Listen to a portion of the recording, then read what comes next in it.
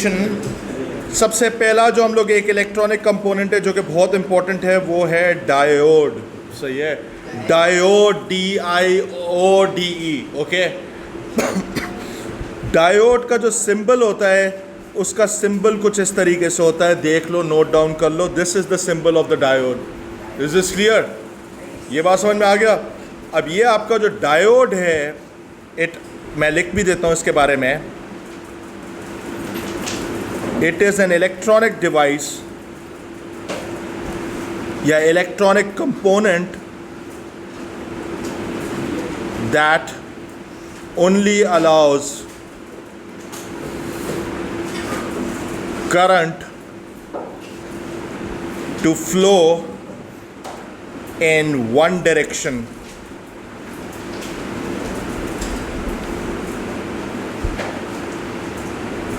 ये बहुत important line है, यानी ये क्या करेगा कि करंट को सिर्फ एक ही डायरेक्शन में जाने देगा, दूसरी डायरेक्शन में नहीं जाने देगा। सही है, ये बात समझ में आ गई? अब ज़रा इधर देखो, इसका डायोड का जो सिंबल था वो तो मैंने आपको बता दिया कि भाई उसको इस तरीके से रिप्रेजेंट करते हैं। बेसिकली इट्स एन एरो और उसके साइड में एक डंडा लगा होगा। यहाँ से बात समझ में आ गई? अब ज़रा इधर देखो, how does it even work. Let me show you something. ज़रा इधर देखो, मेरे पास एक सिंपल सा सर्किट है। ये मेरे पास इधर एक डायोड लगा हुआ है। बेटे मैंने मना किया है, would you stop it?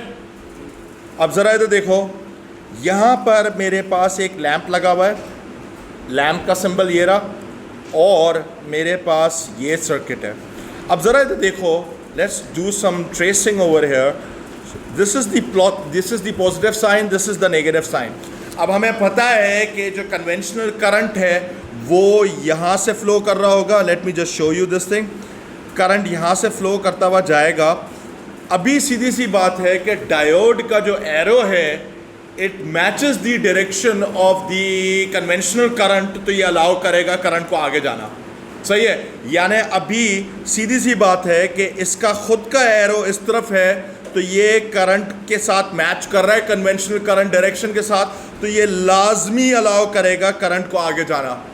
Do you understand this thing? So इसका मतलब है कि यहाँ पर हमारे पास करंट फ्लो हो रहा है। अगर ये करंट फ्लो हो रहा है, the lamp will light up. मैं लिख रहा हूं इधर, लैम्प लाइट्स अप। सही है, तो इसमें से लाइट निकलेगी। इस कॉन्फ़िगरेशन को हम लोग कहते हैं फॉरवर्ड बायस्ड। फॉरवर्ड बायस्ड, ठीक है, इस कॉन्फ़िगरेशन को हम लोग कहते हैं forward biased. Is this clear? समझ गए? फॉरवर्ड बायस्ड के बारे में लिखना चाहो तो लिख लो। Okay, this is a forward biased configuration. मैं दोबारा से एक दफ़ा बता रहा हूँ कि फॉरवर्ड बायस्ड में क्या होता है कि जो कन्वेंशनल करंट होता है उसका डायरेक्शन डायोड के एरो के साथ मैच कर रहा होता है। अगर डायोड के एरो के साथ मैच करेगा तो करंट फ्लो लाजमी होगा। Do you understand this thing? ये मैंने यही चीज़ इधर भी लिख ली है। The arrow of the diode is in the same direction as conventional current in the circuit. अगर ये होगा तो आपके पास circuit would be on. Circuit is on. Is that clear? ये बात समझ में आ गई? अब जरा इधर देखो, इसी का ही रिवर्स दिखाता हूं आपको। अगर मेरे पास रिवर्स बायस्ड होगा, रिवर्स बायस्ड कॉन्फ़िगरेशन, तो ज़रा दोस्तों उसमें देखो कि क्या होता है। उसके अंदर सपोज करो कि मैंने बैटरीज को उल्टा लगा दिया है, इस तरीके से लगा दिया है कि प्लस साइन इस तरफ है, माइनस साइन इस तरफ है। एंड लेट सपोज कि मेरे पास जो डायोड है उसका एरो अभी भी वही है जैसे पहले था। सही है?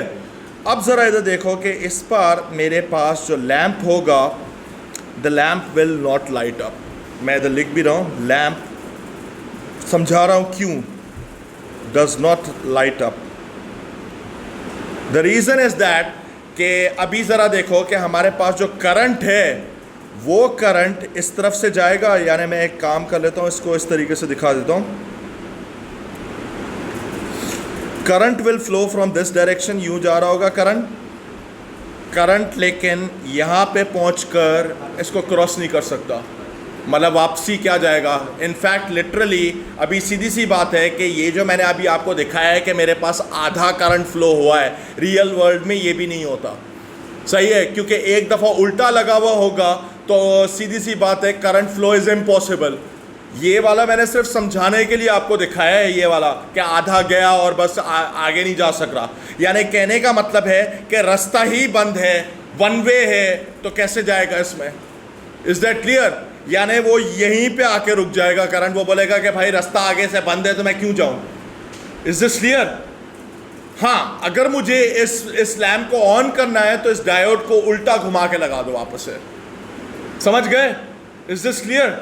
इसको हम लोग कहते हैं रिवर्स बायस्ड कॉन्फ़िगरेशन। ठीक है, यहां पे मैं लिख रहा हूं रिवर्स बायस्ड है।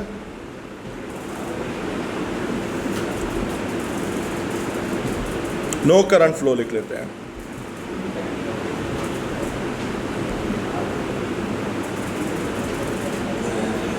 सही है। इसके बारे में भी थोड़ी सी डिटेल लिख लेता हूं इधर साइड पर ताकि आपको याद रहे। मैंने अभी थोड़ी देर पहले ही बताया था कि आप इसमें अगर डायोड को उल्टा लगा दोगे तो ये सर्किट ऑन हो जाएगा। इसका क्या मतलब है कि आप अपनी मर्जी से डायोड को टर्न अराउंड कर सकते हो। Is that clear? समझ गए? या बैटरीज को उल्टा कर दो या डायोड को उल्टा कर दो। समझ गए? Is this clear? अब इस रिवर्स बायस सर्किट के अंदर कभी भी करंट फ्लो नहीं होगा और ये जो आपका लैंप है it does not turn on. Is this clear? समझ गए? अब जरा इधर देखो, व्हाट अबाउट ऑल्टरनेटिंग करंट्स। अब हमें पता है कि एसी के अंदर करंट बार बार पॉजिटिव नेगेटिव होता है। अब जरा इसमें सुन लो, इसमें क्या होगा, जरा इधर देखो। Let's suppose diodes in AC, ठीक है, ऑल्टरनेटिंग करंट पे लगा के देखते हैं क्या होता है। अब मेरे पास एक सिंपल सा सर्किट है जिसके अंदर मेरे पास ऑल्टरनेटिंग करंट है। ऑल्टरनेटिंग का सिंबल लगा दिया मैंने, सही है। And let's suppose I install a diode in this circuit over here. Let's suppose कि मेरे पास यहाँ पे डायोड लगा हुआ है। अब होगा क्या, ज़रा इधर देखो, और इसके अंदर मैं एक लैंप भी लगा लेता हूँ। Let this be a lamp. Now इसके अंदर होगा ये, ज़रा इधर देखो, listen to me very carefully. अब इसमें ये होगा कि जिस टाइम पे पुश ऑपरेशन होगा, यानी अगर मेरे पास पुश ऑपरेशन इस साइड से हो रहा है, यहाँ से जैसे ही करंट जाएगा तो ये अलाउ करेगा इस करंट को जाना।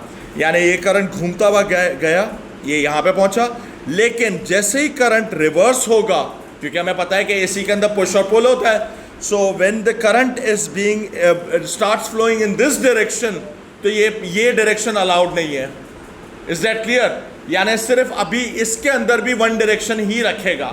यानी होगा क्या कि आधी साइकिल में जब ये करंट इस डायरेक्शन में जाने की कोशिश करेगा तो ये फ्लो ही नहीं हो सकता क्योंकि आगे रास्ता बंद है। Do you understand this thing? यानी बार बार क्या होगा कि सिर्फ इस डायरेक्शन में अलाउ करेगा करंट को, ये घूमता हुआ जाएगा लेकिन वापसी नहीं आ सकेगा इसके अंदर। तो इसमें होगा क्या, इसमें ये होगा कि लैंप जो होगा आपका बार बार बंद खोल हो रहा होगा, कभी ऑन होगा कभी ऑफ होगा, कभी ऑन होगा कभी ऑफ होगा। Is this clear? अब इसको आप एक काम करते हैं कि इसको इसमें भी समझने की कोशिश करते हैं कि अगर मेरे पास इसका ग्राफ बनाए तो what is actually happening in the graph. Well technically we use an oscilloscope to draw a graph, but we have not covered oscilloscope, so I'm just giving you a head start by just providing you the graph to understand what is actually happening. ज़रा इधर देखो, सबसे पहली चीज़ है कि पहले मैं इधर AC का ग्राफ बना रहा हूँ। ये मेरे पास ऑल्टरनेटिंग करंट का ग्राफ होगा जो एक्चुअल ग्राफ होगा। हमें पता है कि ऑल्टरनेटिंग जो करंट होता है वो इस तरीके से जा रहा होता है, इस तरीके से ही जाता है ना। लेट दिस बी पॉजिटिव, यहाँ पे मेरे पास करंट है और यहाँ पे मेरे पास टाइम चल रहा है, सही है। ये मेरे पास एक्चुअल है जो कि यहाँ ये इसका ग्राफ था। Is this clear? यानी करंट कभी पॉजिटिव हो रहा है, कभी नेगेटिव हो रहा है, कभी पॉजिटिव हो रहा है। You can clearly see that. ऐसे ही होता था एसी। अब ज़रा सुनो, बिकॉज ऑफ डायोड, पता है कैसे फ्लो कर रहा होगा फिर करंट?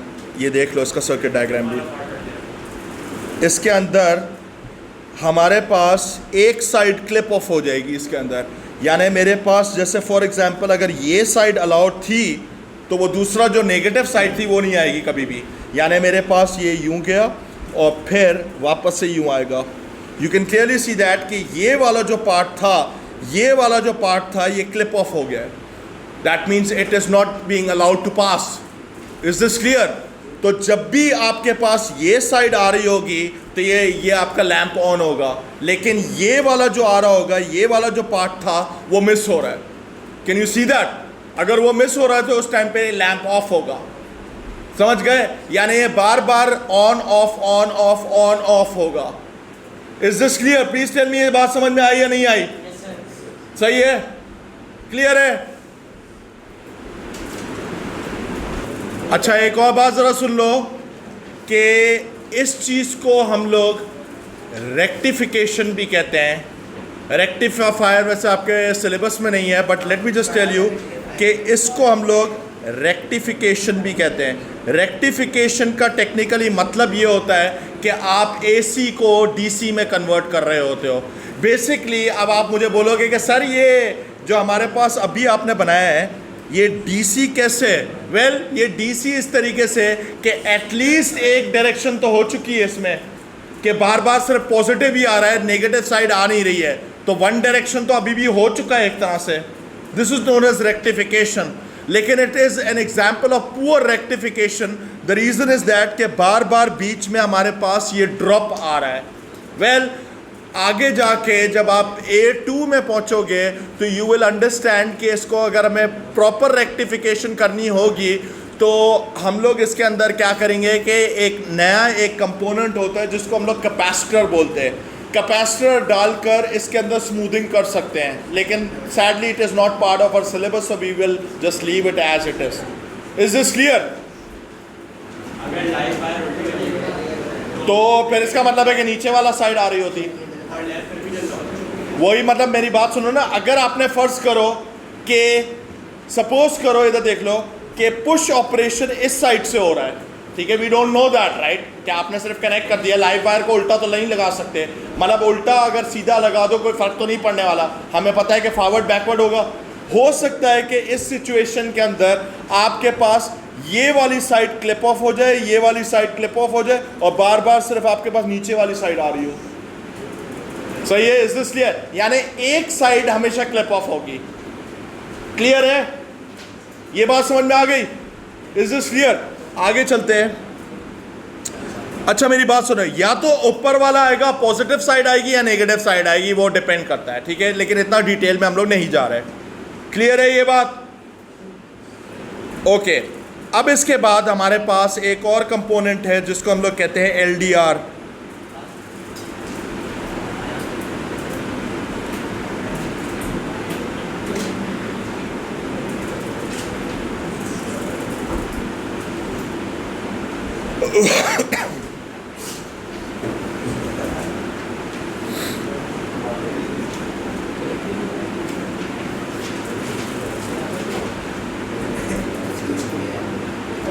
इसका सिंबल अब ज़रा इधर सुन लो। This is an LDR, light dependent resistor. It is a symbol of a resistor with two arrows pointing inwards. Basically ये जो दो एरोज हमने दिखाए हैं, ये लाइट शो कर रहा होता है कि इसके ऊपर लाइट पड़ रही है। Do you understand this thing? अब ज़रा इधर देखो कि इसका पर्पस क्या है। Basically, a light dependent resistor is a special type of resistor that reacts to light levels. यानी इसका समझने का तरीका ज़रा सुनो कि अंधेरा होगा तो इसकी रेसिस्टेंस बढ़ जाएगी, और अगर रोशनी होगी तो इसकी रेसिस्टेंस कम हो जाएगी। अब इसको याद करने का तरीका इस तरीके से है कि भाई रात के टाइम पर डर लगता है, अंधेरा होता है तो खौफ एक फैलता है, तो सीधी सी बात है इन लोगों को जो है वो खौफ आता है तो डर लगता है, and you usually raise your guards during night time. तो इसका मतलब है कि LDR भी इसी तरीके से काम करता है कि रात के टाइम पे इसको डर लगता है और इसकी रेसिस्टेंस बढ़ जाती है, और सुबह के टाइम पे तो बेटे चूहा भी शेर बन जाता है, तो सीधी सी बात है सुबह के टाइम पे रेसिस्टेंस भी कम हो जाती है इसकी। अब ये पेपर में लिखकर नहीं आओगे कि because the resistor got afraid at night so it raised it's resistance, it does not work like that. सही है, लेकिन बस सिर्फ समझाने की हद तक मैंने कहा है कि रात के टाइम पे खौफ होता है, सही है, शैतानी ताकतें होती हैं, कब्रिस्तान भी होता है, तो डर लगता है। डर लगने का मतलब है रेसिस्टेंस हाई हो जाएगी, और अगर सुबह के टाइम पे शेर बन जाता है तो रेसिस्टेंस कम हो जाएगी। बस इस तरीके से याद कर लो, इसको याद रह गया? सही है। अब ज़रा इसका सर्किट बनाते हैं हम लोग।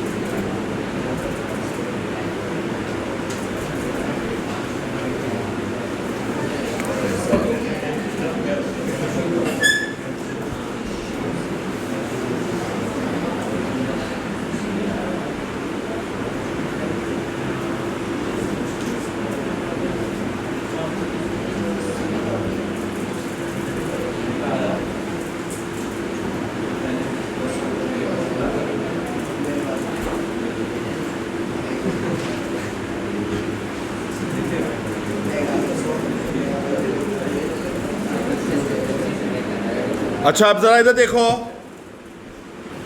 सपोज करो कि मेरे पास इधर 10 वोल्ट्स की एक सप्लाई लगी हुई है, and you happen to have a fixed resistor R, और इसको मैं R1 नाम दे रहा हूँ, और एक मेरे पास LDR लगा हुआ है R2। सही है, यहाँ तक पहुँच गए? अब ज़रा सुनो, मैंने क्या किया है कि राइट साइड पर एक लेवर लगाया हुआ है that controls the amount of light flow in on to this circuit. अब ज़रा इधर देखो कि मैं इसका कंट्रोल भी इस तरीके से कर सकता हूँ कि लाइट इंटेंसिटी को लो भी कर सकता हूँ और हाई भी कर सकता हूँ। Is that clear? अब सपोज करो कि ये समवेयर इन द मिडल है। सही है, समवेयर इन द मिडल इस तरीके से है कि मेरे पास R1 की रेसिस्टेंस है, सपोज करो 100 ओम है, और मैंने कह दिया कि R2 की भी रेसिस्टेंस अभी 100 ओम है। यहाँ तो बात समझ में आ गई कि इन दोनों की अभी करंटली 100 ओम्स पर है। सही है। अब ज़रा सुनो, what do you think would happen अगर मैं इसको उठाकर हाई साइड पे कर देता हूँ? अगर मैंने इंटेंसिटी बढ़ाई तो सबसे पहली चीज़ है कि R2 की रेसिस्टेंस क्या हो जाएगी? कम हो जाएगी। अगर R2 की रेसिस्टेंस कम हो गई तो V1 और V2 में क्या डिफरेंसेस आ जाएंगे? क्या हो जाएगा? अब ज़रा सुनो, सबसे पहली चीज़ है, दोबारा इसको बीच में लेके जाते हैं। जब बीच में लेकर गए थे तो 100 ओम थे। 100 ओम का मतलब है कि 5 वोल्ट्स मेरे पास V1 पे होंगे, 5 वोल्ट्स V2 पे होंगे, बराबर बराबर वोल्टेज होंगे। लेकिन जैसे ही आप इसको नीचे लेके जाते हो तो हमारे पास होगा क्या कि R2 की जो रेसिस्टेंस होगी वो गिरेगी। अगर R2 की रेसिस्टेंस गिरेगी, since R2 is connected in series in the circuit, तो सीधी सी बात है कम वोल्टेज खाएगा। अगर ये वोल्टेज कम खाएगा तो इसका मतलब है कि ये वोल्टेज ज़्यादा खाएगा। तो इसका मतलब है कि एट दिस कन्फिग्रेशन जब आपके पास लाइट इंटेंसिटी हाई थी तो V1 would be greater then V2। Is this clear? ये बात समझ में आई? और सिमिलरली अगर मैंने इसको उठाकर इस साइड पे कर दिया तो low intensity, low light intensity पे क्या होगा? कोई प्रेडिक्ट कर सकता है? Exactly, then V2 would be greater than V1। Is this clear? Now copy this diagram and everything over here. Okay guys, so I have officially written a statement over here. LDR क्या है? a special resistor that changes its resistance according to light intensity, basically ambient surrounding light intensity. So the idea is that if the light intensity goes up, अगर light intensity ऊपर जाएगी तो resistance of the LDR will fall, अगर light intensity नीचे जाएगी the resistance of the LDR will increase, and that is why इसमें हमारे पास changes होते हैं जो कि मैंने इस राइट साइड और लेफ्ट साइड पे सब जगह दिखाया हुआ है आपको. Is that clear? So please copy this and let me know when you are done. Okay guys, so let's talk about the thermistor. I know I have already covered it, but let's just go over it one more time because it falls in the same sequence as other electronic devices. सबसे पहली चीज़ है कि thermistor क्या है? Thermistor is basically a special kind of resistor that changes its resistance according to temperature. यानी ये temperature पे react करता है. अगर temperature मेरे पास ऊपर जाएगा, अगर मेरे पास टेम्परेचर ऊपर की तरफ जाएगा तो इसका मतलब है कि resistance of the thermistor will start falling down. If the temperature goes down, resistance of the thermistor will tend to increase. इसको याद करने का तरीका ये है कि भाई जब गर्मी होती है तो the people tend to wear light clothes, तो इसका मतलब है कि वो टेक्निकली अपनी रेसिस्टेंस गिरा रहे होते हैं. But when if the weather is cold people tend to wear heavy clothes, तो इसका मतलब है कि रेसिस्टेंस बढ़ा रहे होते हैं. तो इस तरीके से आप एक एनालॉजी बनाकर इसको याद कर लो. समझ गए? So let's go over the potential divider circuits and discuss what would happen in the situations. Let's see. सबसे पहले एक सर्किट बना लेते हैं. यहाँ आ गए, फिर we install a resistor over here, then we place LDR. ये मेरे पास LDR है. LDR का सिंबल में एक स्ट्रॉ होता है जी, सॉरी हाँ थर्मिस्टर, ओ माय गॉड. ठीक है, अब ये हमारे पास एक थर्मिस्टर लगा हुआ है. अब इधर हमने फिर से एक लेवर लगा लेते हैं that controls the amount of temperature और the heat over this circuit. So let's just draw a simple lever like structure. ये मेरे पास टेम्परेचर कंट्रोल है. इधर एक तरफ मेरे पास टेम्परेचर हाई है, इधर मैं हाई टेम्परेचर रख रहा हूँ, और एक तरफ मेरे पास लो है. सही है? Is this clear? अब let's just connect volt meters over here. Let this be V1 and let this be V2. ठीक है, ये R1 है और इसको हम लोग R2 नाम दे देते हैं. ठीक है, और ये मेरे पास थर्मिस्टर है. राइट, यहाँ तक पहुँच गए. अब ज़रा सुनो. लेट्स सपोज वंस अगेन मेरे पास एक यहाँ पे एक लेवर मैंने रखा हुआ है. अब यहाँ पे मेरे पास EMF है. EMF जो है लेट्स सपोज 10 वोल्ट्स है, just to give you a value. अब आइडिया ये है कि मेरे पास शुरू में, मतलब अगर मैंने बीच में रखा हुआ है तो लेट्स सपोज मेरे पास यहाँ पे 100 ओम्स है और यहाँ पे भी मेरे पास 100 ओम्स है रेसिस्टेंस. अगर 100 ओम्स होगी तो V1 और V2 की वैल्यू क्या होगी? 5 होगी. सही है. अब ज़रा मुझे बताना what changes would happen to V1 and V2 अगर मैंने इसको उठाकर हाई साइड पे कर दिया. अगर मैंने इसको हाई साइड पे किया तो मेरे पास ये होगा कि रेसिस्टेंस ऑफ R2 वो डिक्रीज. अगर ये इसकी रेसिस्टेंस गिरेगी तो ये V2 गिर जाएगा, V1 बढ़ जाएगा. तो इस सिचुएशन में V1 would be greater then V2. Agreed? Similarly मेरे पास जब ये नीचे जाएगा the resistance of R2 would increase. अगर मेरे पास थर्मिस्टर की रेसिस्टेंस बढ़ेगी तो V2 बढ़ेगा, अगर V2 बढ़ेगा तो V1 लेस हो जाएगा. So once again we have V2 is greater than V1. सही है? Copy this.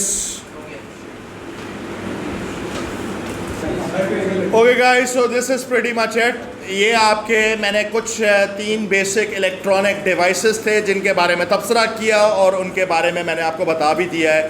So God speed.